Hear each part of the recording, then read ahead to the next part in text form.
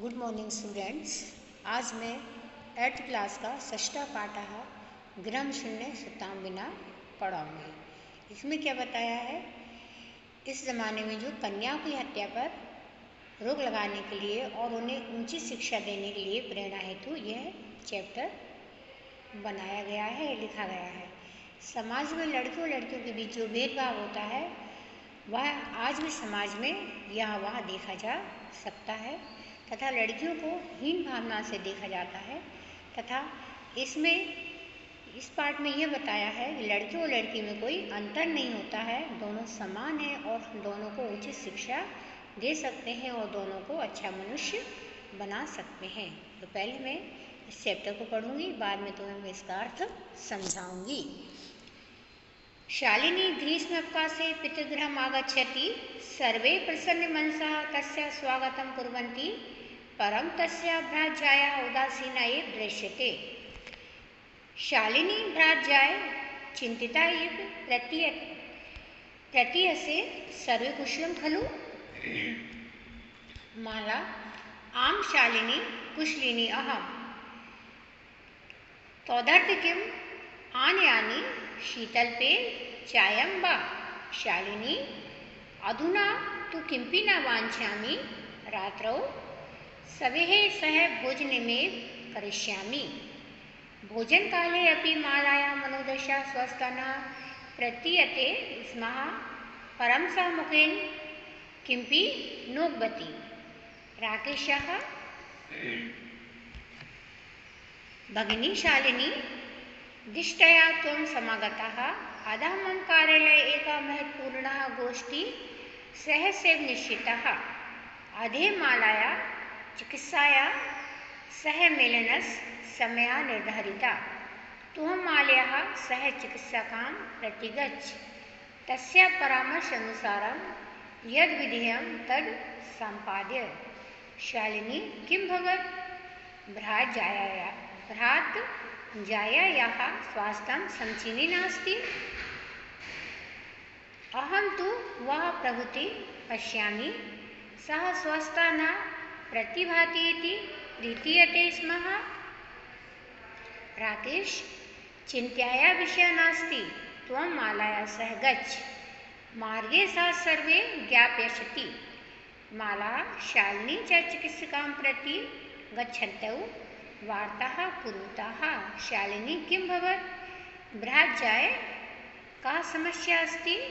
माला शालिनी अहं मात्रत्रयस्य गर्भे स्वकुक्षौ धारयामि, तब भ्रातुः आग्रहः अस्ति यत् अहं लिङ्गपरीक्षणं कारयेयम्। कुक्षौ कन्या अस्ति चेत् गर्भं पातयेयम्। अहम् अतीव उद्विग्नः अस्मि, परं तव भ्राता वार्तामेव न शृणोति। शालिनी भ्राता एव चिन्तयितुमपि कथं प्रभवति? शिशुकन्या अस्ति चेत् वदारः। जघन्यः कृत्यमिदं त्वं विरोधं न कृतवती। सः तव शरीरे स्थितः शिशुः वर्धार्थं चिन्तयति, त्वं तुष्टिं तिष्ठसि। अधुनैव गृहं चर, नास्ति आवश्यकता लिङ्गपरीक्षणस्य। भ्राता यदा गृहम् आगमिष्यति अहं वार्तां करिष्यामि। सायंकाले भ्राता आगच्छति, हस्तपादादिकं प्रलाक्ष्य वस्त्राणि च परिवर्त्य पूजागृहं गत्वा दीपं प्रज्वालयति, भवानी स्तुतिं चापि करोति। तदनन्तरं चायपानार्थं सर्वे अपि एकत्रिताः। राकेशः माले त्वं चिकित्सकां प्रति गतवती आसि, किम् आगत्य सः? माला मनोमेव श्रुत्यति तदेव गृह्णन्ति। 3-वर्षीयपुत्री अम्बिका पितुः किरणे उपदिशति, तस्मात् चाकलेहं च याचते। राकेशः अम्बिकां लालयति, चाकलेहं प्रदाय तां क्रोणात् अवतारयति। पुनः माला प्रति कृष्णवाचिकां दृष्टि क्षिप्ति। शालिनी एतत् सर्वे दृष्ट्वा उत्तरं ददाति। शालिनी भ्राता त्वं किं ज्ञातुमिच्छसि तस्य कुक्षी पुत्र अस्ति पुत्री वा किमर्थं षड्मासान्तरं सर्वे स्पष्टं भविष्यति समयात् पूर्व किमर्थम् आयासः राकेशः भगिनी त्वं तु जानासि एव अस्माकं गृहे अम्बिका पुत्री रूपेण अस्त्येव अधुना एकस्य पुत्रस्य आवश्यकता अस्ति तर्हि शालिनी तर्हि कुक्षी पुत्री अस्ति चेत् हनन्तव्या तीव्रस्वरेण हत्यायाः पापं कर्तुं प्रवृत्तोऽस्मि त्वं राकेश न हत्यतु नः शालिनी तर्हि किमस्ति निर्घृणं कृत्यमिमं सर्वदा विस्तृतवान् अस्माकं जनकः कदापि पुत्री पुत्रयोः विभेदं न कृतवान् सः सर्वदैव मनुस्मृतेः पङ्क्तिमिमाम् उद्धरति स्म आत्मा वे जायते पुत्रपुत्रेण दुहिता समः त्वमपि सायं प्रातः देवी स्तुतिं करोसि किमर्थं सृष्टे उत्पादिन्यः शक्तयः तिरस्कारं करोसि तव मनसि यति कुसंगीतः वृत्तिः आगतः इदं चिन्तित वेव अहं कुण्ठिता अस्मि तव शिक्षा व्यर्था राकेशः भगिनी वीरं अहं स्वापराधं स्वीकरोमि लज्जिता चास्मि अद्य प्रभृति कदापि गृहतीमिदं कार्य स्वप्नेऽपि न चिन्तयिष्यामि यथैव अम्बिका मम हृदयस्य सम्पूर्णस्नेहस्य अधिकारिणी अस्ति तदेव आगतः शिशुः अपि स्नेहाधिकारी भविष्यति पुत्रा भवतु पुत्री वा अहं स्वः गृहचिन्तां प्रति पश्चात्तापमग्नः अस्मि अहं कथं विस्मृतवानः यत्र नार्यस्तु पूज्यन्ते रमन्ते तत्र देवताः यत्र ताः न पूज्यन्ते सर्वस्त्रः फलः क्रियः अतः पूर्वदशगुणाः ममेति तमया सन्मार्ग प्रदर्शिता भगिनी कनिष्ठिका अपि त्वं मम गुरुरसि शालिनी अलं पश्चात्तापे तं मनस् अन्धकारः अवगतः प्रसन्नतायाः विस्मयो अहं भ्रातृजाय आगच्छ सर्वचिन्ताः त्यज्य आगन्तु शिशौ स्वागताय च सन्नद्धः भव भ्रातः त्वमपि प्रतिज्ञां कुरु कन्याया रक्षेण तस्या पाठेन दत्तचित्त स्थास्यसि पुत्री रक्ष पुत्रै पठाय इति सर्वकारस्य घोषणे में तदेव सर्वाधिकः भविष्यति यदा वयं सर्वे मिलित्वा चिन्तनमिदं यथारूपेण करिष्यामः या गार्गी श्रुतचिन्तनेन नृपनये पाञ्चालिका विक्रमे लक्ष्मी शत्रुविराधने गगनं विज्ञानगे कल्पना इंद्रोद्योगपथे च खेल जगति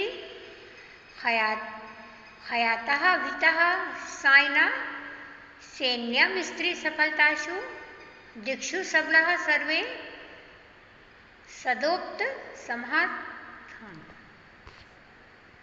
शब्दार्थ भ्राजाय भाभी वांछ्यमयी चाहता हूँ या चाहती हूँ सहसा दृष्टः भाग से हया कल सार्धम सात उभे दोनों कुक्षौ कांख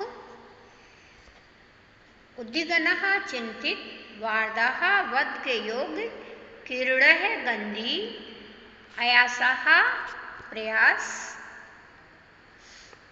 निर्घृणं घृणायोग दुहितः पुत्री निधाय रखकर ग्रहितम निंदित कनष्टिका छोटी अवगता दूर हो गया सन्नज्ज तैयार शुद्ध चिंतये तत्वों का तत्मुखे विघ्नमान तत्वों ज्ञान के चिंतन मनन में शत्रु विदारे शत्रुओं को पराजित करने में सफलासु सभी दिक्षु दिशाओं में सबलहा बल से युक्त उत्साहग्रता प्रोत्साहित करना या करो। अब मैं तुम्हें इस बात का अर्थ समझा रही हूँ। इसमें बताया गया है, गर्मियों की छुट्टियों में शालिनी पिता के घर आती है, तभी प्रसन्न मन से उसका स्वागत करते हैं, किंतु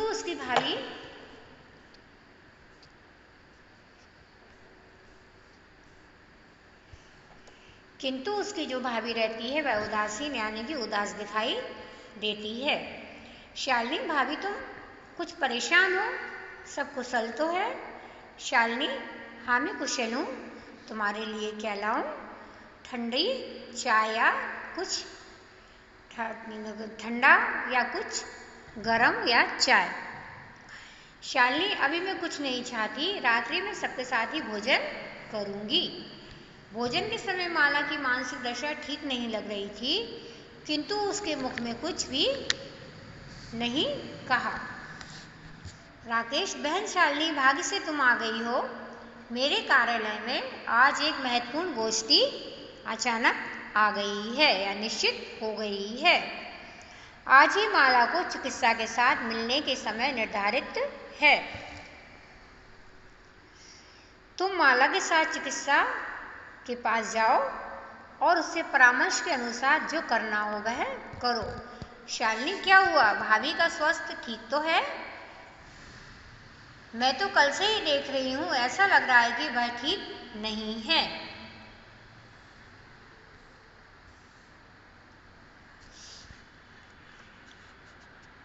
राकेश चिंता की कोई बात नहीं है, तुम माला के साथ जाओ, रास्ते में सब कुछ बता देगी। माला और शालिनी चिकित्सिका के पास जाती हैं और बातें करती हैं।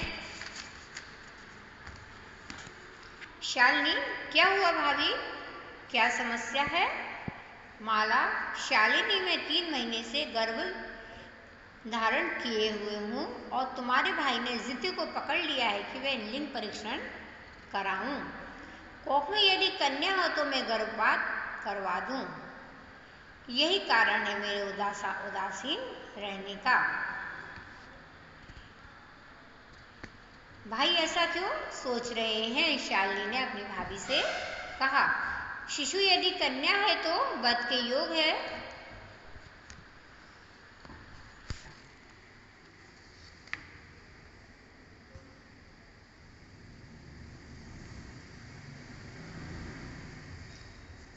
शिशु यदि कन्या है तो वह वध के योग है। यह तो घोर पाप कर्म है या घोर अपराध है।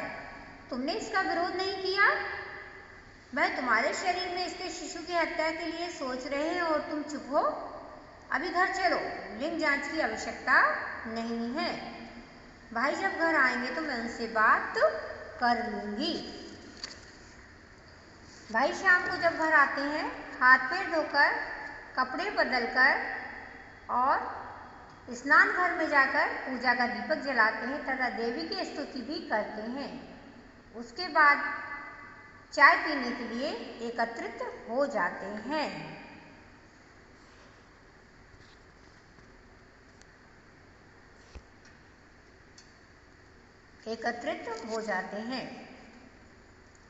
राकेश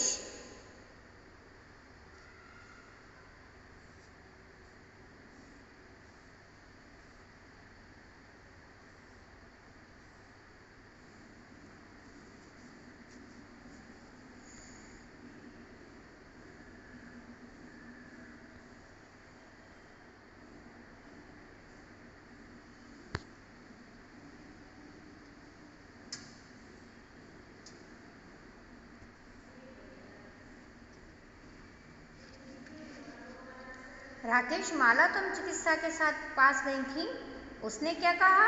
माला चुप रहती है। तभी खेलती हुई उसकी 3 वर्ष की पुत्री अंबिका उसके पास आती है और उससे चॉकलेट मांगती है। राकेश अंबिका को प्यार करता है तथा उसे चॉकलेट देकर उसे गोद में से उतारता है। पुनः वह माला से की ओर सूचक दृष्टि से देखता है और फिर उससे पूछने का प्रयास करता है।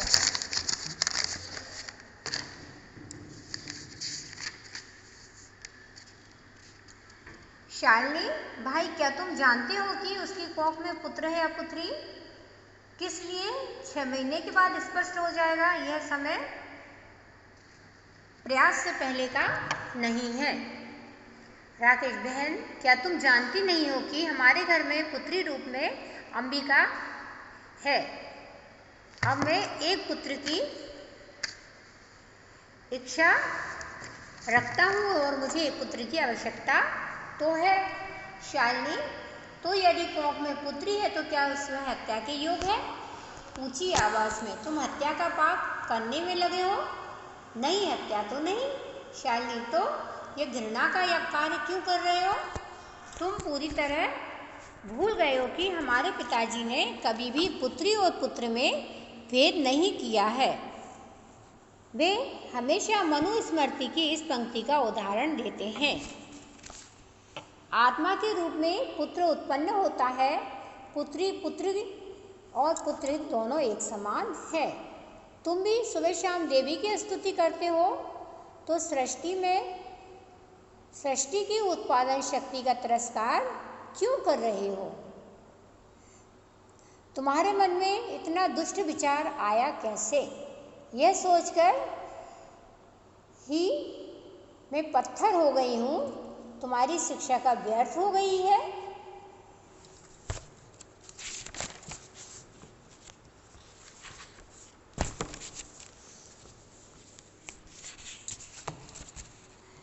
राकेश, बहन रुको, मैं अपना अपराध स्वीकार करता हूँ। मैं लज्जित हूँ कि आज मैंने इस निंदनीय कार्य को स्वप्न में भी नहीं सोचूंगा। जैसे अंबिका मेरे हृदय में पूर्ण स्नेह की अधिकारिणी है, वैसे ही आने वाला शिशु भी स्नेह का अधिकारी होगा, पुत्र हो या पुत्री। हमें निंदनीय चिंतन के प्रति पश्चाताप मग्न हूँ। मैं कैसे भूल गया, जहाँ नारियों का सम्मान होता है वहाँ देवता भी निवास करते हैं, किंतु यहाँ नारी का सम्मान नहीं होता, वहाँ देवता भी निवास नहीं करते हैं। पश्चाताप ना करें। यह तो खुशी की बात है कि तुम्हारे मन में छाया हुआ अंधेरा दूर हो गया। भाभी, जाओ, सभी चिंता छोड़ दो और आने वाले शिशु की स्वागत की तैयारी में लग जाओ। भाई, तुम भी प्रतिज्ञा करो कि कन्या की रक्षा में उसे पढ़ाने में तुम सावधान रहोगे, पुत्री की रक्षा करोगे और उसे पढ़ाओगे। बेटी बचाओ बेटी पढ़ाओ संसार में ये घोषणा सरकार ने कर दी है। स्त्री, हम सब लोग मिलकर व्यर्थ में यही सोच रहे हैं। जो स्त्री तत्वों के चिंतन में गार्गी की तरह, राजनीति में पांचालिका की तरह, पराक्रम में लक्ष्मी की तरह, शत्रु के विनाश में आकाश की तरह, असीमित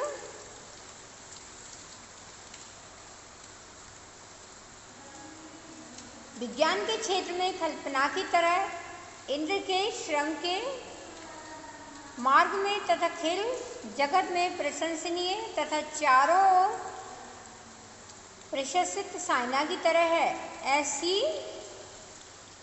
यह स्त्री सभी दिशाओं में सबल हो और सबके द्वारा प्रोत्साहित हो।